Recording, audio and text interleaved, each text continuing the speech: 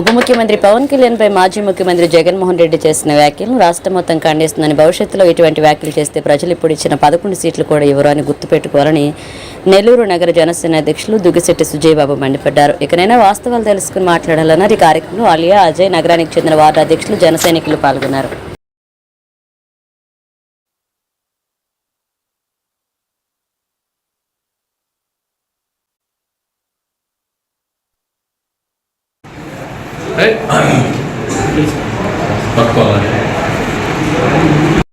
జగన్మోహన్ రెడ్డి గారు చాలా రోజుల తర్వాత నేను బ్రతికే ఉన్నాను, నేను ఎక్కడికి పారిపోలేదు, నేను పులివెందుల్లో ఉన్నా, బెంగళూరులో ఉన్నా, అప్పుడప్పుడైతే కనిపించిపోతాను అని చెప్పే ఒక నేపథ్యంతో ఈరోజు ఆయన ముందరికి వేసుకుంటూ తన రాజకీయాన్ని చేసుకుంటూ వస్తున్నారని భ్రమపడుతూ ఉన్నారు. ఒకసారి దయచేసి జగనన్న, నువ్వు ఒకరోజు జనాల్లోకి రావడం అనేది నేర్చుకో.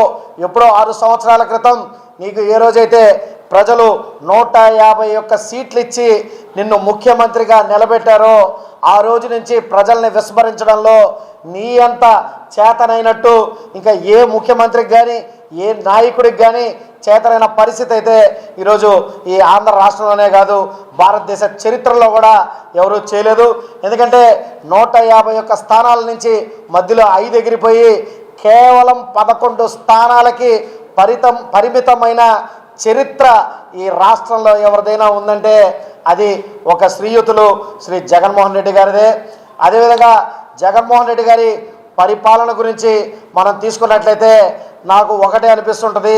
ఎందుకంటే మన ఆంధ్ర రాష్ట్రం ఏర్పడిన తర్వాత 1956 నుంచి మనకి 22 ప్రభుత్వాలు మారిన తర్వాత 23వ ప్రభుత్వంలో ముఖ్యమంత్రిగా శ్రీయుతులు జగన్మోహన్ రెడ్డి గారు పనిచేశారు. ఈ 23 అనేది ఎందుకు ప్రస్తావిస్తున్నానంటే క్రితంలో ఒక చిత్రం ఏదైతే వచ్చింది కొన్ని సంవత్సరాల క్రితం, మనకి హింసించే 23వ రాజు పులికేసి అని, దాని విధంగా ఏ విధంగా వస్తుందంటే ఇక పోస్టర్ ఈ విధంగా ఒకటి చిత్రీకరించి వస్తుంది. అప్పట్లోనే చెప్పారు 23వ రాజు పులికేసి అంటే విచిత్రమైన చేష్టాలతో, విచిత్రమైన తీరుతో నిలబడుకునే వ్యక్తి ఎవరైనా ఉంటే 23వ రాజు పులికేసి అని. మన ఆంధ్ర రాష్ట్రంలో కరెక్ట్గా సరిపోయే విధంగా మన జగన్మోహన్ రెడ్డి గారు ఆయన చేసిన చేష్టాలు కానీ, ఆయన పెట్టిన సందర్భాలు కానీ, ఆయన చేసిన అభివృద్ధి కానీ విచిత్రంగా ఈరోజు వరకు జనాలు నవ్వుకునే పరిస్థితిలో ఉన్నారు. దయచేసి చెప్తున్నాము, అయ్యా జగన్మోహన్ రెడ్డి, నువ్వు హింసించే పులివెందుల పులికేసి, అందుకే జనాలు నిన్ను వేశారు నేలకేసి. ఇది అయినా కూడా నువ్వు తెలుసుకోకుండా ఇంకా ఒక ముఖ్యమంత్రి అని నువ్వు భ్రమించి మాట్లాడుతూ వస్తున్నావు. రానున్న రోజుల్లో కానీ మరొక్క తూరి మా నాయకుడు శ్రీ పవన్ కళ్యాణ్ గారి జోలికి కానీ, మళ్ళా పవన్ కళ్యాణ్ గారి మాటల్లో కానీ మరొకసారి వస్తే నీకు ఇంకొకసారి పద్ధతిగా కూడా ఉండదు. ఎందుకంటే కేవలం 11 స్థానాలకే నేను పరిమితం చేసింది ఈ ఆంధ్ర రాష్ట్ర ప్రజలు. రానున్న రోజుల్లో ఆ 11 స్థానాల్లో ఇంకొక అక్షరాన్ని కూడా మాయం చేసేసి కేవలం 1 స్థానానికి నేను పరిమితం చేసే పరిస్థితి నువ్వు తీసుకొని వచ్చుకుంటున్నావు.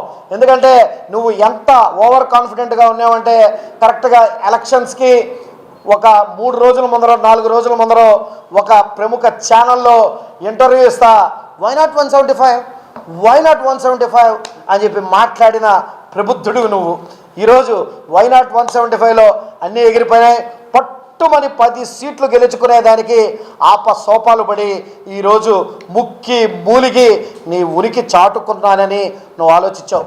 అదేవిధంగా క్రితంలో మన ఇప్పుడు ప్రస్తుత ముఖ్యమంత్రి, మా కూటమి ముఖ్యమంత్రి అయిన చంద్రబాబు నాయుడు గారిని కూడా ఆ రోజు నువ్వు ఒక మాట అన్నావు, 23లో 5 తీసేస్తే ప్రతిపక్ష హోదా అనేది నీకు మాయమైపోతుంది అని చెప్పి ఆ రోజు మాట్లాడుకుంటూ వచ్చావు. కానీ ఈరోజు ఫస్ట్ టైం మమ్మల్ని మేము చాలా గర్వంగా ఫీల్ అవుతున్నామని చెప్పి ఆంధ్ర రాష్ట్ర ప్రజలందరూ సంతోషంగా ఉన్నారు. గతం ఈ ప్రభుత్వం ఏ విధంగా ఉందనేది ఒకసారి నీ కళ్ళకున్న పరదాలు తీసి బయటికి వెళ్ళి చూసి మాట్లాడు. మా పవన్ కళ్యాణ్ గారి జోలికి వస్తే పోయినసారే చెప్పాము, కుర్చీలు మడతపెట్టి మరీ కొడతామని చెప్పి పోయినసారే చెప్పాము. నీ స్థాయి ఏంటంటే మా జన సైనికులు కూడా మా జన సైనికుల స్థాయికి కూడా నీ స్థాయి సరిపోదు. నేను ఈరోజు చెప్తున్నాను, మా పవన్ కళ్యాణ్ గారి స్థాయి ఆకాశం వైపు నువ్వు తలెత్తి ఉమ్మిస్తే ఆ ఉమ్ము నీ మొహం మీద పడద్ది.